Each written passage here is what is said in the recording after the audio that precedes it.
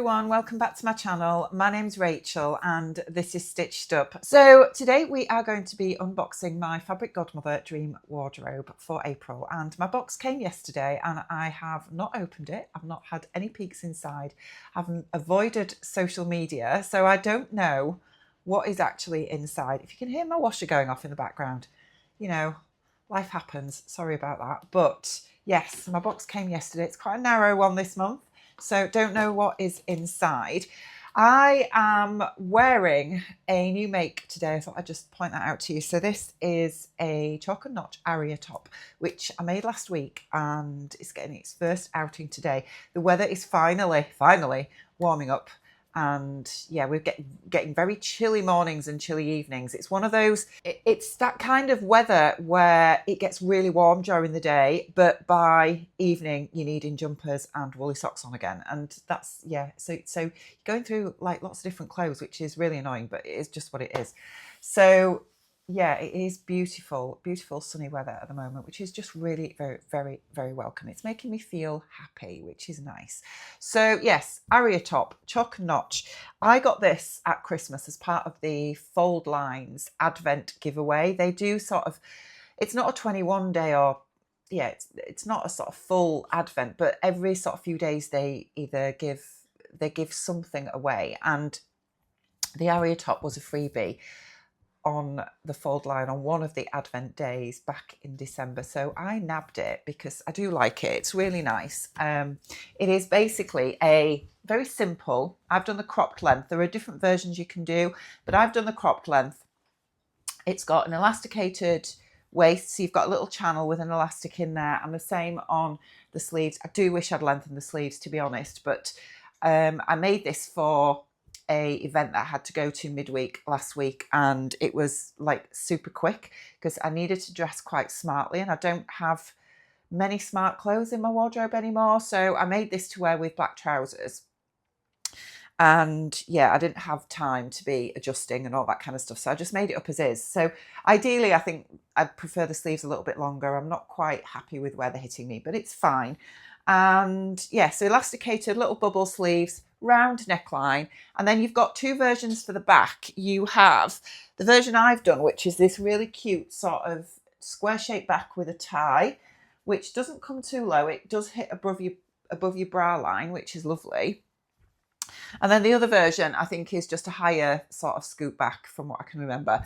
Fabric wise, this is beautiful fabric. I got this from Beyond the Pink Door, or I think it was the year before last actually, and it's got little lurex threads in it, which is just gorgeous. But the colours in this are just stunning. Andrea just does the best fabrics, doesn't she? So yeah, this has been in my stash quite some time, not really knowing what I was going to do with it. And when I decided that I was going to make this top, and I thought a pop of colour with black trousers would still look smart. So yeah, this is what I made last week. I have taken some photos which I'll insert as well, but yes, that's what I'm wearing today. It's finally nice enough for me to wear this kind of top with jeans. I feel the cold a lot. I always have, that's just me. And yeah, I'm not a lover of wearing cardigans really, but I tend to sort of just throw jumpers on. So it's nice for it to be warm enough for me to be able to wear a top like this and not feel cold, especially in here in my conservatory. It's beautiful. But I'm squinting a little bit. I appreciate that. So the sun is really bright, and I think I need to get some kind of screen to screen the back of my house when I'm filming, because our garden is south facing, so we get the sun all the day at the back, and that could be a little bit of a problem for the coming months while I'm in here sewing, but we'll see how we get on anyway. I am waffling. I appreciate I'm waffling. So let's get back to the box. Now, I have been thinking, I haven't sewn up last month's fabric yet, and I am planning to do that next. Is going to be my next make. So if you remember, last month we got the Lacey blouse and dress pattern along with that beautiful viscose crepe. And I think you got enough to make the blouse, but not the dress. So I put the fabric to one side, made the dress in a different fabric, and the fabric is still sitting there, not made up. So I'm quite conscious that I need to get that made up, because I've got that. I've got my Beyond the Pink Door box that came last week. I didn't get a chance to unbox that because my daughter and granddaughter were here for a long weekend, which was just lovely. It was delightful having them, and we had a really action-packed weekend doing all sorts. We went to the coast, we went to a farm, we went to a forest. It was just lovely. So we had such a good time, but I didn't get any sewing done, and I didn't get any opportunity to open my Beyond the Pink Door box. Well, I'm saying I didn't get the opportunity to open it. I did open it, didn't get a chance to film it. So anyway, that's by the by. But now I've got my Beyond the Pink Door box fabric, which is beautiful, by the way. I'm sure you've seen the other unboxings. I've got my Fabric Obsession one, and I've got my Dream Wardrobe from last month, which again, I still need to sew up. So I'm really conscious that I'm falling behind with my commitment to getting my box fabrics sewn up as they come in. So I really need to concentrate on that in the next couple of weeks. Anyway, let's get on with opening today's box. So, okay. Okay, so this is a fabric that I have seen on their website before. So it's not a new well, I'm saying it's not a new fabric. I've just touched it. It's a new base, which is interesting. But before we'll get into that, we will have a look at what we have got. This is really exciting, really exciting. Now, I was considering, I'm going to be honest, I was considering just pausing my Dream Wardrobe box for a few months. And I'm now sort of reconsidering that idea. Anyway, we'll just get into it because I'm sure you're dying to see what I've got. Anyway, so first things first, we have got a So Easy 45mm rotary cutter. Now, I love cutting my fabrics with a rotary cutter. I know it's very much a Marmite thing. So we've got team scissors and team rotary cutter. I totally get it. When I started sewing, I always cut fabrics with scissors. And then I think because I always thought that quilters were the ones that used rotary cutters and dressmakers use scissors. I don't know why. I mean, there's no law about these things, is there? But I, at one point during my journey in sewing, did pick up a rotary cutter and cutting mat. And I was absolutely just totally swayed by it. And the reason why is because I tend to sew a lot with drapey fabrics like this beautiful viscose, lightweight fabrics, and they can be really slippery. And when you are trying to position your fabric and pinning your pattern pieces to fabric, I mean, when we use a lot of indie patterns, they don't come on tissue paper, which I know again can be, you know, very sort of, it can be a Marmite thing for people. I actually love tissue paper patterns, and the reason I do is because the tissue itself is much more malleable, and also you can see through it. So when you are looking at positioning your pattern pieces on your fabric, and you will want to avoid sunflower boobs, for instance, you can see directly through your tissue paper whereabouts that piece of paper is lying on your pattern of your fabric, so you can avoid that. Whereas the thicker paper patterns you can't see through, and they're not as malleable. And if you are using pins and trying to pin it to quite lightweight fabric like this, you can distort the fabric, then you have to lift it to cut, and it can move about all over. So you can end up with your cutout pattern pieces not being accurate. So I love using a rotary cutter because once you've got your pattern pieces laid out and anchored in place with pattern weights, you then can just go over it with a rotary cutter and you don't have to cut. And I think you just get a much neater, more accurate pattern piece cut out. So, you know, with thicker fabrics, it's not so much of a big deal, but I think with, you know, the lightweight drapey fabrics, I just much prefer a rotary cutter. So having another one in my stash is perfect because I use them a lot, I drop them a lot, and yeah, this is lovely. I love the colours of this, so that's really nice. So that's obviously our free gift this month. We also have the Mariflex thread, which is going to give you an idea of the type of fabric. So it's not a woven fabric that we've got this month. We have a different fabric, but I'm going to just give you a little inkling now. It's not jersey and it's not a knit because I've felt the fabric. So yes, we have a green Mariflex thread. We have the QR code, which will take us to April's newsletter and sewing notes, which I will have a look at shortly. And yes, the Dream Wardrobe comes in sizes 6 to 30. I get the smaller size range, so you have to choose when you sign up to one of the size ranges. And then the pattern we have this month is a closet core pattern, and it's one that I don't have, which is awesome. So I have this one. So this is what is going to give you an idea now of what the fabric is. So it is a swimsuit pattern. So this is the Faye swimsuit by Closet Core. It is an older pattern, but I really love the fact that they've not gone for a really, when I say really popular, I know Closet Core are really popular, but a very sort of obvious swimsuit pattern, although are there any? I don't know. But yes, the Faye, I don't have this. So with this, you've got a swimsuit and you've got a bikini, but you've got 3 different options if we look at the back here. The swimsuit is obviously a very standard swimsuit from the front, but you've got this really lovely tie detail at the back, which I really like. That's nice. And then you've got 2 versions for the bikini. I think it looks like the same. Well, it's not the same bikini top because you've got crossback or straight back straps, but you've got a lower pant or a sort of higher waist pant there as well.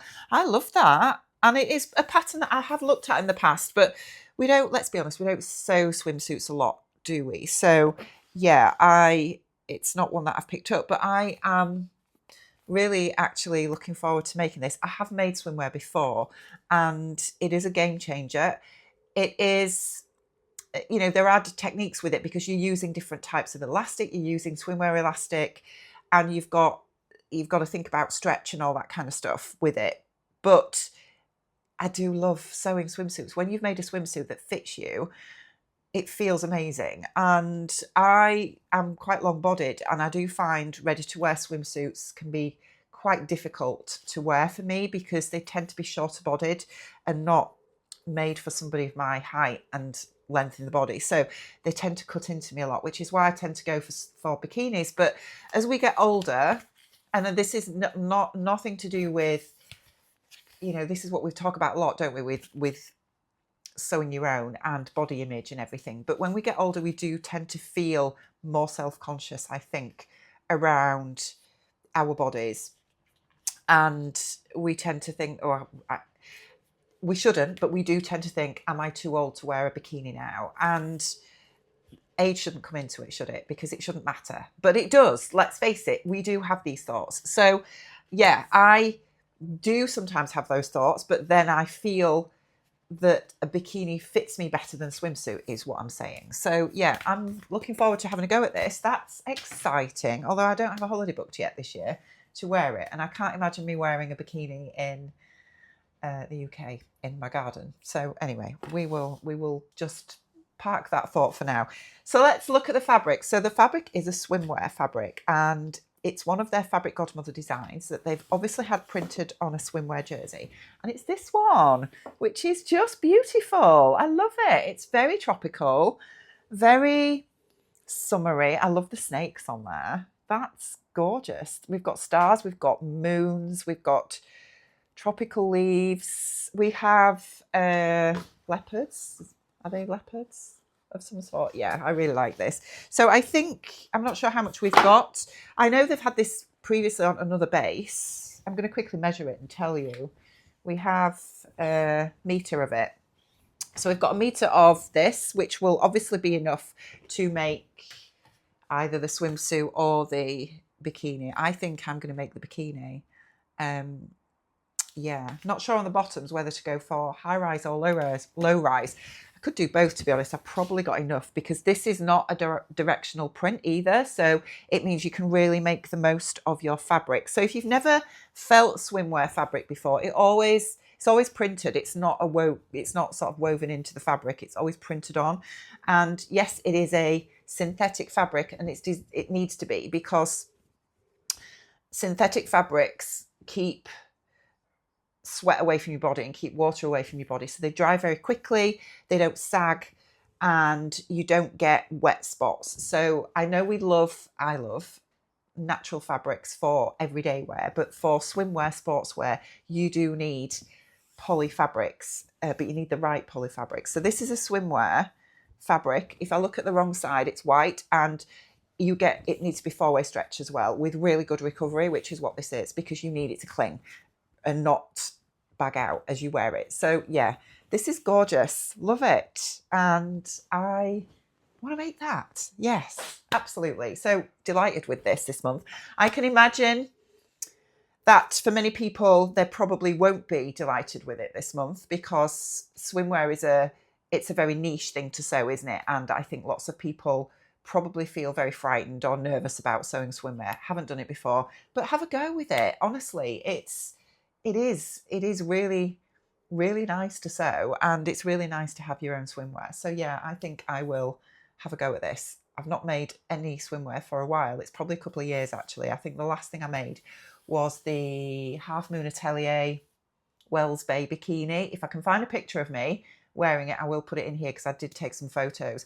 So that was the last swimwear that I made, which is a couple of years ago. So yeah, it'd be nice to revisit this and do this, even though I haven't got a holiday booked yet.